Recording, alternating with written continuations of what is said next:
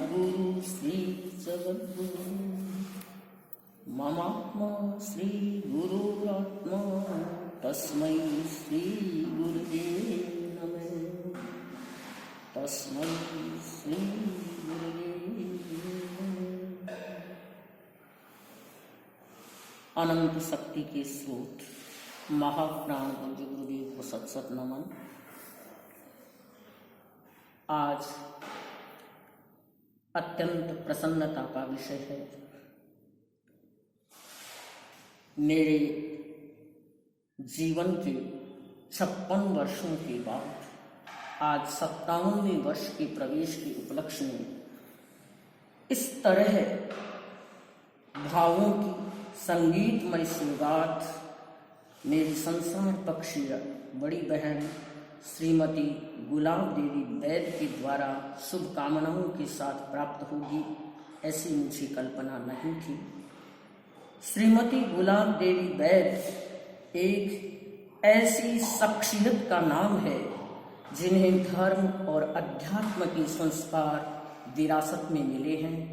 मुझे गर्व है कि वे मेरे संसार पक्षीय बड़े पिता श्रीमान रतनलाल जी डागा, बड़ी माँ श्रीमती चंपा देवी डागा की कोख से जन्म लेकर और गंगा शहर निवासी श्रीमान भीखन चंद जी वैद और श्रीमान मोतीलाल जी वैद के परिवार में जाकर उन्होंने डागा परिवार और वैद परिवार का जिस रूप में नाम रोशन किया है और जिस तरह उन्होंने अपने सृजन के सफर को संगीत की प्रस्तुति के साथ आगे बढ़ाया है, वह वास्तव में एक ऐसी कर्तृत्व की दस्तक है जो लंबे अरसे तक समाज और संघ में एक नई पहचान बनाएगी। आज 33 वर्ष पुराने गीत की इतनी सुंदर प्रस्तुति देखकर मुझे हकीकत में स्वयं को यकीन नहीं हो रहा है कि यह क्या मेरा ही बनाया हुआ गीत है।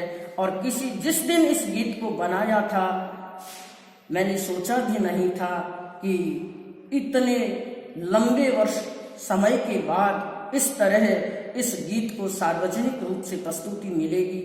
यह श्रीमती गुलाब देवी की परिकल्पना का ही एक अपने आप में नया रूप समझूं, नया आयाम समझूं।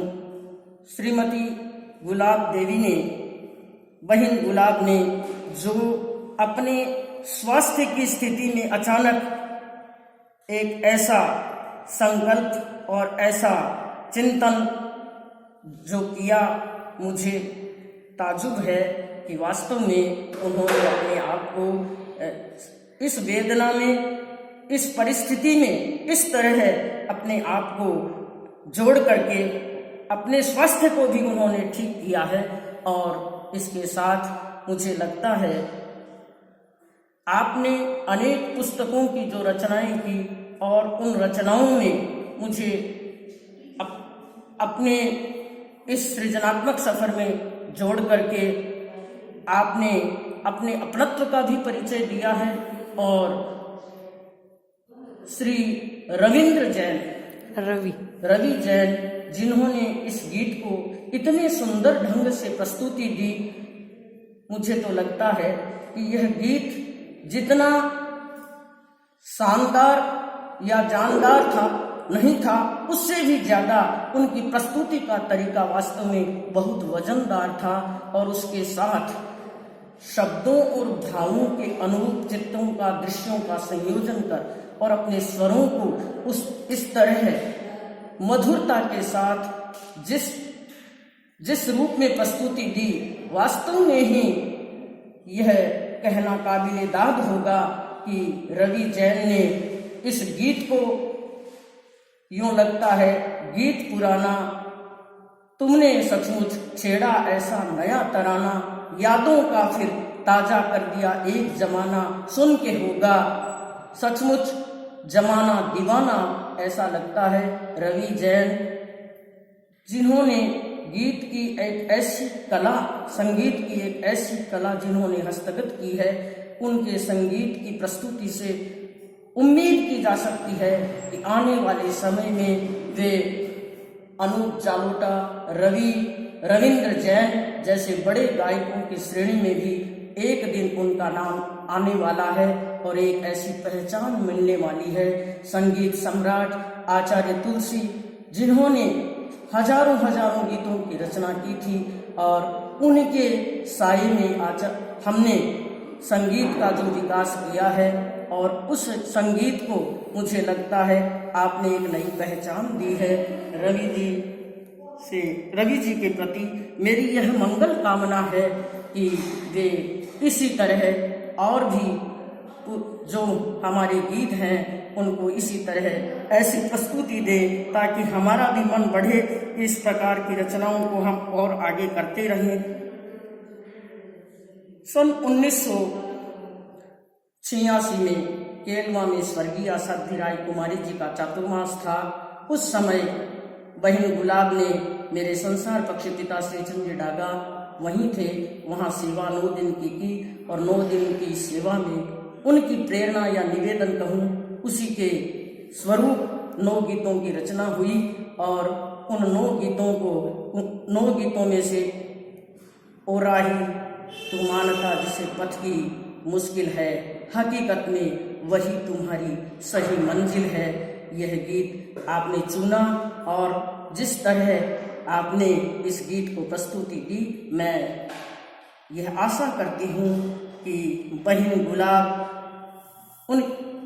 गुलाब की स्फुरना और उनकी सृजनात्मक संवेदना के माध्यम से मैं भी इसी तरह अपने गीतों को और सृजनात्मक रूप देती रहूं और आप अपने स्वास्थ्य की स्थिति को इस ज़्यादा से ज़्यादा आध्यात्मिक संकल्पों और प्रयोगों के द्वारा सुधार कर शीघ्र दर्शन करें। मुझे तो यह कहते हुए बड़ा गर्व हो रहा है कि कांटों की तीखी चुभन सहकर गुलाब तू सचमुच गुलाब बन गई। कांटों की तीखी चुभन को सहकर गुलाब तू सचमुच गुलाब बन गई। संघर्षों के संघर्षण में फूटी जो संवेदना, जिंदगी तुम्हारी खुली किताब बन गई। जिंदगी तुम्हारी खुली किताब बन गई। सकारात्मक सोच से कैसे दिया जाए सृजन को नया आकार, तुम्हारी प्रस्तुति देखकर यूं लगता है यह तुम्हारी रचना हकीकत में, यह तुम्हारी स्फुरना हकीकत में लोगों के सवालों के लिए एक सुंदर जवाब